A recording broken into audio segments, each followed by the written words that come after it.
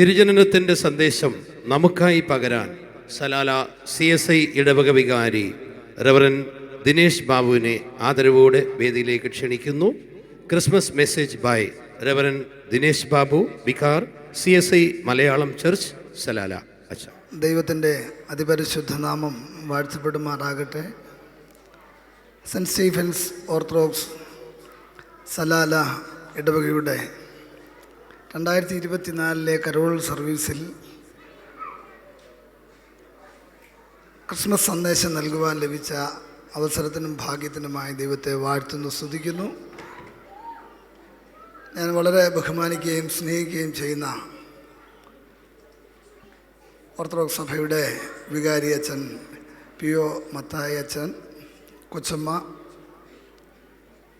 ഈ പ്രോഗ്രാം ഇത് മനോഹരമായി കണ്ടക്ട് ചെയ്തുകൊണ്ടിരിക്കുന്ന ഷാജി സാറ്, കൺവീനിയേഴ്സ് ആയിരിക്കുന്ന Sunil Baby, mister Santhosh Manoj, trustee Sunu John, mister Binu Varghese,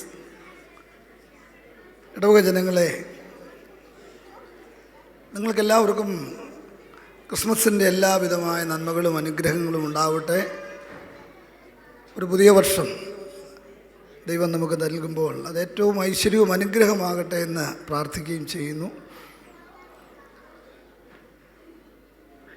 നിങ്ങളോടൊപ്പം ആയിരിക്കുമ്പോൾ വളരെ സന്തോഷത്തോടു കൂടിയാണ്. എന്നാൽ ഈ പ്രോഗ്രാം മുഴുവനും കാണാനായിട്ട് സാധിക്കുന്നില്ല എന്നുള്ള ഒരു പ്രയാസമുണ്ട്. അപ്പോൾ നിങ്ങൾ വിചാരിക്കും പിന്നെ എന്തിനാണ് വന്നതെന്ന്. അത് അച്ഛനോടുള്ള വലിയ സ്നേഹവും ആദരവുമാണ്. അച്ഛനിവിടെ വന്ന സന്ദർഭം മുതൽ അച്ഛനിലൂടെ പല കാര്യങ്ങളും അറിയാനായിട്ട് സാധിച്ചു. പ്രത്യേകാൽ അച്ഛനൊരു ഫിലോസഫറാണെന്നുള്ളത് നിങ്ങൾക്ക് ഏവർക്കും അറിയാമല്ലോ. അച്ഛൻ്റെ സബ്ജക്റ്റും അതായിരുന്നു. അപ്പോൾ അതുകൊണ്ട് ഞങ്ങൾ തമ്മിലുള്ള സംഭാഷണങ്ങൾ, ആ ഒരു സ്നേഹബന്ധം, അതുപോലെ നമ്മുടെ ഈ സഭയിലെ സഹോദരങ്ങൾ ഫ്രണ്ടിലിരുന്ന് എപ്പോഴും സംസാരിക്കുമ്പോൾ ഞാനും അതിലെ പാസ് ചെയ്തു പോകുന്ന സന്ദർഭങ്ങളിൽ കാണുകയും വിശേഷങ്ങൾ അന്വേഷിക്കുകയും ചെയ്യുന്ന ആ ഒരു നല്ല സ്നേഹബന്ധം എനിക്ക് ലഭ്യമായി. തീർച്ചയായിട്ടും ആ വിധത്തിൽ എല്ലാവരുമായി ഇടപെടണമെന്ന് ആഗ്രഹിക്കുന്ന ഒരു മനസ്സാണ് എനിക്കുമുള്ളത്. നിങ്ങളുടെ ആ സ്നേഹം അതൊന്നുകൊണ്ട് മാത്രമാണ് ഞാനിന്ന് നിങ്ങളോടൊപ്പം ആയിരിക്കുന്നത്. കാരണം അല്ലെങ്കിൽ പാകിസ്ഥാനിലെ ആ സഭയിൽ ബഹുമാനമുള്ള റവറൻഡ് അഗസ്റ്റിൻ മാളച്ചൻ വളരെ നേരത്തെ എന്നെ പറഞ്ഞതാണ്. ഇവിടെ വന്ന് ഗാനങ്ങളൊക്കെ കേട്ടപ്പോൾ വളരെ സന്തോഷം. പ്രത്യേകിച്ച് കുഞ്ഞുങ്ങളുടെയൊക്കെ ഗാനാലാപനം, അതുപോലെ ആദ്യത്തെ കേട്ട എല്ലാ ഗാനങ്ങളും അതിമധുരമായിരുന്നു എന്നതിൽ യാതൊരു സംശയവുമില്ല. നമ്മുടെ കാതുകൾക്ക് വളരെ ഇമ്പമേറുന്നതാണ്. എന്നെ സംബന്ധിച്ചിടത്തോളം എനിക്ക് ഒത്തിരി ഓർത്തഡോക്സ് അച്ഛന്മാർ സുഹൃത്തുക്കളൊക്കെ ഉണ്ടെങ്കിലും ഒരു പ്രാവശ്യം ഞാൻ ഓർത്തഡോക്സ് പള്ളിയിൽ ശുശ്രൂഷയിൽ ഭാഗമാകാനുള്ള ഒരു മഹാഭാഗ്യം എനിക്ക് ലഭ്യമായിട്ടുണ്ട്. അപ്പോൾ ഇവിടെ ഈ കരോൾ സർവീസ്, ഓർത്തഡോക്സ് പള്ളിയിലെ കരോൾ സർവീസിന് ആദ്യമാണ്. CSIയിലെ പാട്ടെന്ന് പറയുന്നത് നിങ്ങൾക്ക് എല്ലാവർക്കും അറിയാം. അതിമനോഹരമായിട്ട് വളരെ സിസ്റ്റമാറ്റിക്കായിട്ടുള്ള പാട്ടുകളാണ് പാടാറുള്ളത്. ഞാനിവിടെ കേട്ടപ്പോൾ എനിക്ക് ഒരുപാട് ഇത് വെറും വാക്കല്ല, കാരണം ഞാൻ ഒരുപാട് പാട്ടിനെ സ്നേഹിക്കുന്ന ആളായതുകൊണ്ട് പറയുകയാണ്. നിങ്ങളുടെ കുഞ്ഞുങ്ങളെ പരിശീലിപ്പിച്ച് സാറ് പറഞ്ഞു കുറച്ച് സമയമേ കിട്ടിയുള്ളൂ. എത്ര മധുരമായി മനോഹരമായി പാടാൻ ഭാഗ്യം ചെയ്തവരാണ് ഈ സലാലയിൽ വന്ന് ജോലിക്കായി വന്ന നിങ്ങൾ, നിങ്ങളുടെ മക്കൾ, നിങ്ങളുടെ ഭാര്യമാർ, ഭർത്താക്കന്മാർ, എല്ലാവരെയും ഓർത്ത് നന്ദിയോടെ ദൈവത്തെ സ്തുതിക്കുന്നു. എൻ്റെ സൗണ്ട് ഈ നമ്മുടെ ഈ ഇവിടുത്തെ ഒരു കാറ്റും തണുപ്പൊക്കെ അടിച്ചിട്ടാണ് എൻ്റെ ശബ്ദം ഇതല്ല, എന്നാൽ ഇതൊക്കെ തന്നെയാണ്. അപ്പോൾ ഞാൻ കൂടുതലും മറ്റു കാര്യങ്ങളിലേക്ക് പോകാതെ ക്രിസ്മസിൻ്റെ സന്ദേശം അത് നിങ്ങളുമായി പങ്കുവെക്കാനായിട്ട് ആഗ്രഹിക്കുകയാണ്. ആദ്യത്തെ പാഠഭാഗം വായിച്ചത് ലൂക്കോസ് എഴുതിയ വിശുദ്ധ സുവിശേഷം 2-ാം അധ്യായമാണല്ലോ. അതിൽ 2-ാം അധ്യായത്തിൻ്റെ 11-ാമത്തെ തിരുവചന വേദഭാഗം, അത് വളരെ സുപരിചിതമായ ഒരു തിരുവചന വേദഭാഗമാണ്. കർത്താവായ ക്രിസ്തു എന്ന രക്ഷിതാവ് ഇന്ന് ദാവീദിൻ്റെ പട്ടണത്തിൽ നിങ്ങൾക്കായി ജനിച്ചിരിക്കുന്നു. ക്രിസ്തു എന്ന രക്ഷിതാവ് ദാവീദിൻ്റെ പട്ടണത്തിൽ നിങ്ങൾക്കായി ജനിച്ചിരിക്കുന്നു. ക്രിസ്മസിൻ്റെ ഏറ്റവും വലിയ സന്തോഷം അതാണ്. അവർ സേവിയർ, നമ്മുടെ രക്ഷകൻ ഈ ഭൂമിയിൽ പിറന്നു എന്നതാണ് നമ്മുടെ ഏറ്റവും വലിയ ഭാഗ്യം. സാക്ഷാൽ ദൈവം, അനാദിയായ ദൈവം, ആ ദൈവം സാക്ഷാൽ ദൈവമാണ്. ഇന്നലെ അച്ഛൻ പറഞ്ഞപ്പോൾ ഞാൻ വളരെ ശ്രദ്ധയോടുകൂടെ കേട്ടു. ദൈവം ആരാണ് എന്ന് ചോദിച്ചാൽ അതൊരു പവറായിട്ട് ആ ഗ്രീക്ക് സംസ്കാരം പറയുന്നത്. അതൊരു വലിയ ശക്തിയാണ്, സകലത്തെയും നിയന്ത്രിക്കുന്ന ആ ശക്തി. ഒരു സ്ത്രീയുടെ ഉദരത്തിൽ ഉരുവാകുക, ഒരു കുഞ്ഞായി ജനിക്കുക. സാർ ഇവിടെ പറഞ്ഞ സമയത്ത് ഈ നിഷ്കളങ്കരായ കുഞ്ഞുങ്ങളെ കാണുമ്പോൾ ആദ്യത്തെ സന്ദേശം അത് തന്നെയാണ്. കുഞ്ഞുങ്ങളുടെ ആഘോഷമാണ് ക്രിസ്മസ്. എന്താണെന്ന് ചോദിച്ചാൽ സാക്ഷാൽ ദൈവം ഒരു കുഞ്ഞായി ഈ ഭൂമിയിൽ പിറന്നു എന്നുള്ളതാണ്. അതിൻ്റെ പിന്നിലെ ത്യാഗം എന്ന് പറയുന്നത് നമ്മുടെ ജീവിതത്തെ സ്പർശിക്കേണ്ടതാണ്. ആ ഒരു സ്പർശനം നമുക്കുണ്ടാകുമ്പോഴാണ് ക്രിസ്മസ് നമ്മുടെ ജീവിതത്തിൽ വളരെ പ്രാധാന്യമുള്ളതായി മാറുന്നത്. കാരണം നമ്മൾ തിരുവചനത്തിൽ വായിച്ച് കേട്ടതുപോലെ കുറിയാന്യോസ് സുറിയ നാട് വാഴുന്ന സമയം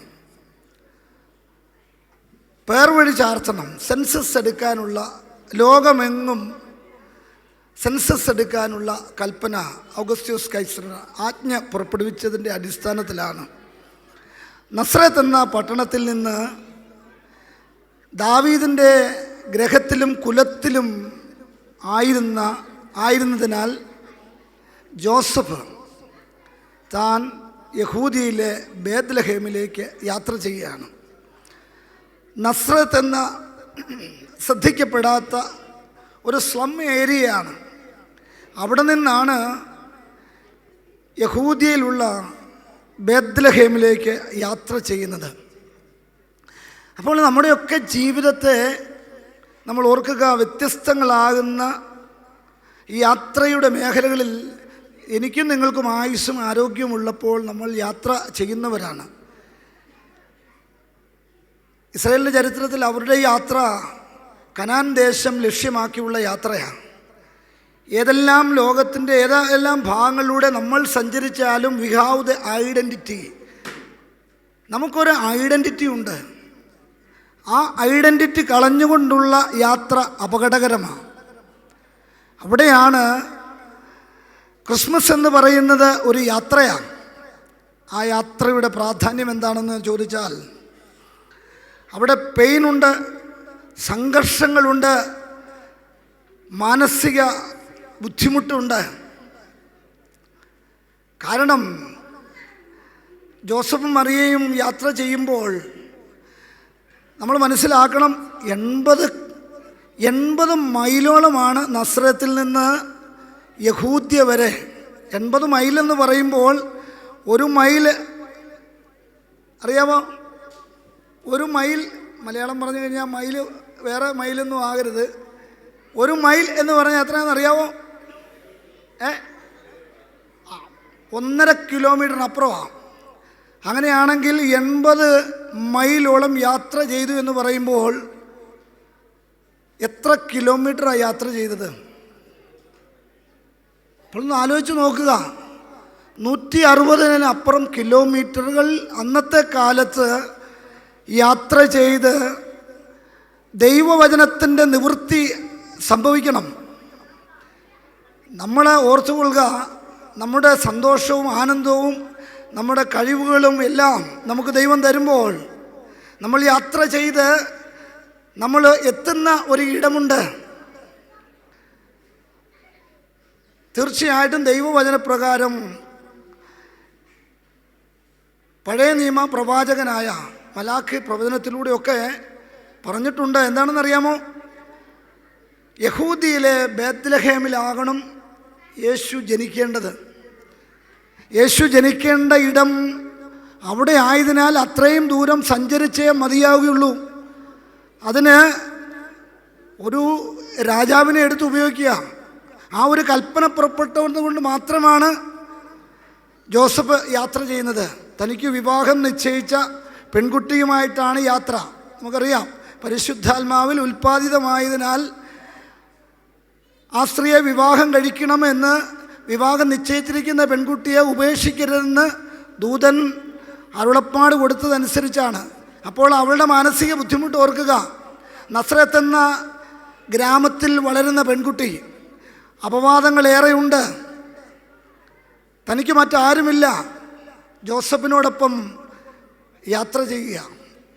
യാത്ര ചെയ്ത് യെരുശലേമിലെത്തുകയാണ്. ഈ യെരുശലേമിലെത്തുമ്പോൾ അവർ കാണുന്ന ഒരു മനോഹരമായ ചിത്രമുണ്ട്. ഒരു സ്ത്രീ എത്രമാത്രം ഗർഭാവസ്ഥയിൽ വിശ്രമം ആവശ്യമാണ്. അങ്ങനെ പോലും വിശ്രമം കിട്ടാതെ നടന്നും ക്ഷീണിച്ചും പ്രയാസം അനുഭവിച്ച് അത്രയും ദൂരം സഞ്ചരിച്ചത് ആർക്കു വേണ്ടിയാണ്? നമ്മുടെ മശിഹാ തമ്പുരാന് ഈ ഭൂമിയിൽ ജന്മമെടുക്കാൻ, ദൈവവചനത്തിൻ്റെ നിവൃത്തി സംഭവിക്കാൻ.